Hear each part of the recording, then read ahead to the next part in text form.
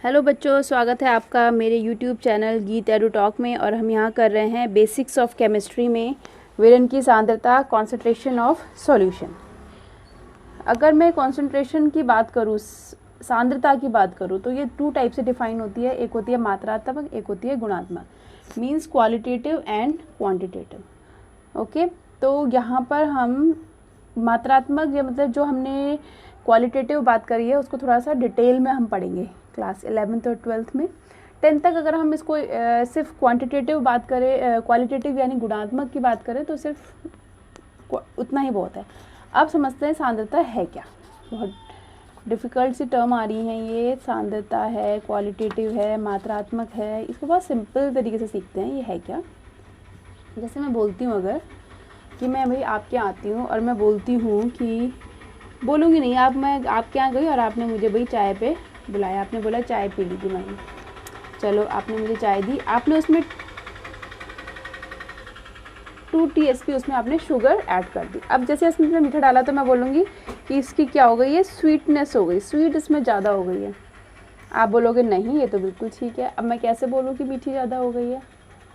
तो चलो भाई लैब की तरफ, लैब में चलते हैं, वहाँ चेक कर सकते हैं। भाई जो साइंटिस्ट होते हैं वो ऐसे तो भाई इतना गड़बड़ नहीं करते, वो तो बहुत छोटी छोटी माइन्यूट, माइक्रो और नैनो, बहुत ही छोटे छोटे लेवल पे काम करते हैं। तो इट मीन्स हमें किसी भी सॉल्यूशन की विलयन को ये चेक करना है कि उसमें जो सॉल्यूट की मात्रा है, जो आपका विलय है, उसकी मात्रा कम है, ज़्यादा है, कितनी है, ये सब ज्ञात करने हम यूज़ करते हैं टर्म सांद्रता। Got it? उसके लिए हम बोलते हैं सांद्रता। अब मैंने यहाँ पर एक गुणात्मक की बात करी थी। गुणात्मक का मतलब था आपका, इसको हम बोलते हैं क्वालिटेटिव। नाम से लग रहा है क्वालिटेटिव, मतलब उसकी क्वालिटी कैसी है। तो अगर मैंने एक दाल बनाई है कढ़ाई में और मैं उसको देख रही हूँ और उस दाल में मैंने पानी ऐड किया, पानी मैंने उसमें 1 गिलास ऐड किया, फिर 2 गिलास ऐड किया, तो उसकी मैं क्या कर रही हूँ, वो लिक्विड बढ़ रहा है इसका, तो इट मीन्स मैं उसको डाइल्यूट करती जा रही हूँ। क्या कर रही हूँ उसको मैं? डाइल्यूट यानी तनु। ठीक है, इसको मैं तनु करती जा रही हूँ या इसको सांद्र करती जा रही हूँ।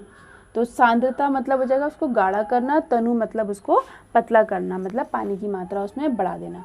तो ये तो सिर्फ आपका क्वांटिटेटिव था। अगर मैं गुणात्मक बात कर रही हूँ, क्वालिटेटिव बात कर रही हूँ, तो उसमें आपको मेजरमेंट करना होगा भी कितना। ठीक है, ग्राम, किलोग्राम, जैसे एक मेजरमेंट हमारी यूनिट्स होती हैं उस तरह से करना होगा। ठीक है, तो उस तरह से हमारे पास कितने तरीके हैं वो हम यहाँ पर देखेंगे। और सांद्रता किसे कहते हैं आपको थोड़ा बहुत क्लियर हुआ। तो विलयन की सांद्रता देख लेते हैं। विलयन की सांद्रता, विलय की वह मात्रा जो विलयन या विलायक की एक निश्चित मात्रा या आयतन में घुली होती है। अब यहाँ पर आप कंफ्यूज तो नहीं है, विलय क्या है, विलायक क्या है? विलय आपकी हो जाएगी चीनी, ठीक है, और पानी आपका हो जाएगा चीनी और चाय पत्ती। भाई चाय में चाय बना लेते हैं ज़रा आराम से।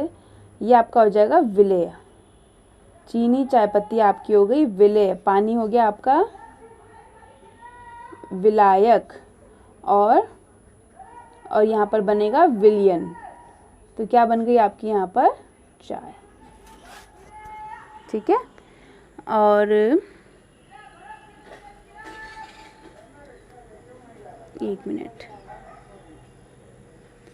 अब यहाँ पर आप देखो विलय, विलयन आपको क्लियर हो गया है। अब देख लेते हैं यहाँ पर विलयन की सांद्रता। मात्रात्मक रूप में विलय की वह मात्रा जो विलयन या विलायक की एक निश्चित मात्रा या आयतन में घुली रहती है, उसे विलयन कहते हैं।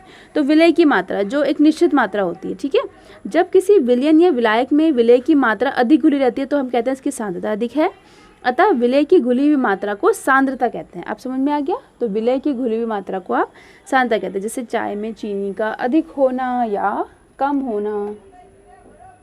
होना, जो भी हम बोलते हैं, है ना, कम होना, उसकी सांद्रता कम या होना ज़्यादा बताता है। अगर ज़्यादा है तो वो सांद्र ज़्यादा है, कॉन्सेंट्रेटेड, और कम है तो वो तनु ज़्यादा है। अब विलयन की सांद्रता को प्रदर्शित किससे करते हैं? तो ये 7 टर्म्स है जिससे हम विलयन की सांद्रता को प्रदर्शित करते हैं, जिसमें आपका है मोलरता, मोललता, नॉर्मलता। जैसे मैं बोलती हूँ ना कि वेट को किस में मेजर करते हैं? किलोग्राम, ग्राम में भी कर सकते हैं, है ना, ग्राम, मिलीग्राम में भी कर सकते हैं। और वेट को मेजर करने के लिए कोई और भी होता है? अगर भाई हम लिक्विड है तो उसको लीटर में भी करते हैं, मिलीलीटर में भी करते हैं, है ना। तो इस तरह से हमने अलग अलग मेजरमेंट बना रखे हैं ना। तो ऐसे ही विलेन की सांद्रता को करने के लिए हमारे पास अलग अलग क्वांटिटीज़ हैं, जैसे कि मोलरता, मोललता, नॉर्मलता, मोल अंश या मोल प्रभाज, द्रव्यमान प्रतिशत, पार्ट्स प्रति मिलियन और फॉर्मलता। ठीक है, आयतन प्रतिशत भी है, जैसे द्रव्यमान प्रतिशत है उस तरह से आयतन प्रतिशत भी है। तो अभी आप इतने करिए, ये मेन मैंने बता दिए हैं। अगर ये आ जाएंगे तो बाकी आप अपने आप समझ में आ जाएगा आपको। ठीक है, तो इसमें से आपके पास शॉर्ट नोट्स लिखने के लिए भी आ जाते हैं बोर्ड्स में कि इनमें शॉर्ट नोट लिखो। ओके, तो अब देख लेते हैं जरा कि मैं अभी मोललता आगे एक्सप्लेन करूंगी, उससे पहले मैं आपको क्लियर कर देती हूँ कि द्रव्यमान प्रतिशत कैसे निकालते हैं और पार्ट्स प्रति मिलियन क्या होता है, पीपीएम क्या होता है। ठीक है, द्रव्यमान प्रतिशत क्या है, देखो प्रतिशत का मतलब होता है 100 और मिलियन का मतलब होता है 1 लाख, 10 लाख, 10 लाख। ठीक है, 10 लाख को हम बोलते हैं 1 मिलियन। आजकल आ रहा है ना यूट्यूब में बहुत 1 मिलियन व्यूज़। मैं भी चाहती हूँ कि मेरे वीडियोस के 1 मिलियन व्यूज़ हो जाएं, है ना। तो हर कोई मिलियन बिलियन के पीछे है। तो मिलियन का मतलब क्या होता है, 10 लाख। तो मैं यहाँ लिख भी देती हूँ, 1 million is equal to 10 lakh. ठीक है, 10 लाख का मतलब 10 लाख तो आप समझते हो ना, कायदा ही सैकड़ा।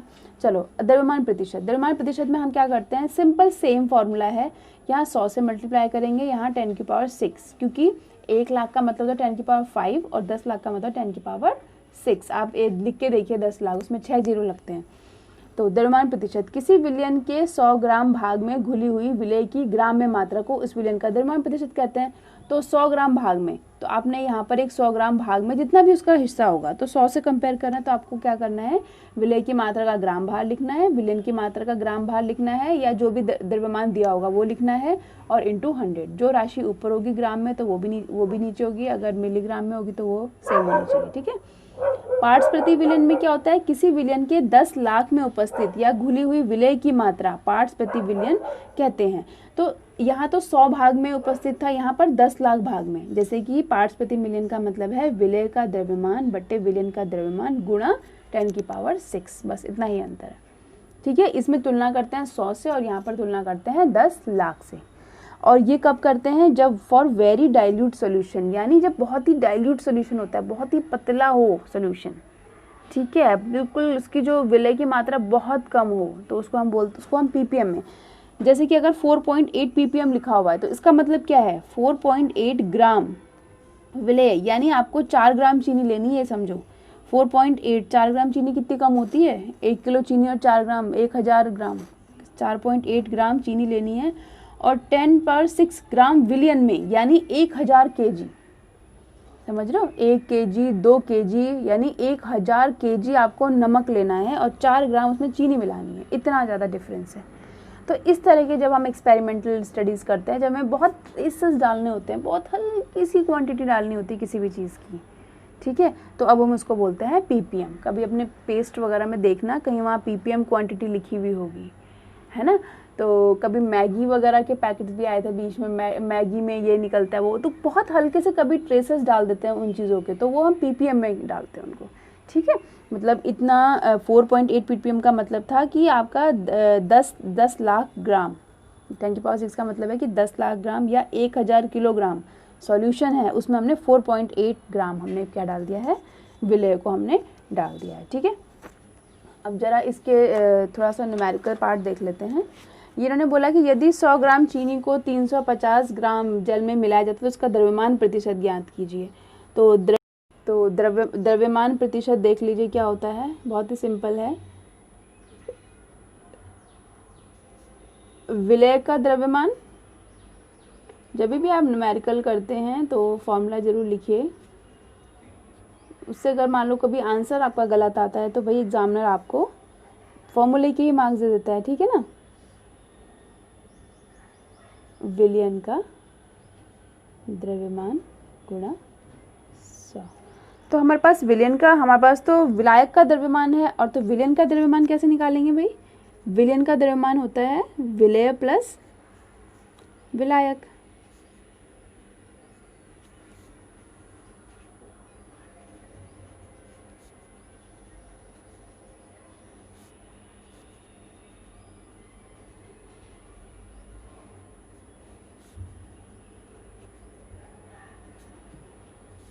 100 plus 350 is equal to 450 gram. Okay, तो द्रव्यमान प्रतिशत निकल जाएगा आपका। विलय कितना है 100 ग्राम और ये आपका है 450 ग्राम इंटू 100, ये कैंसिल हो जाएगा।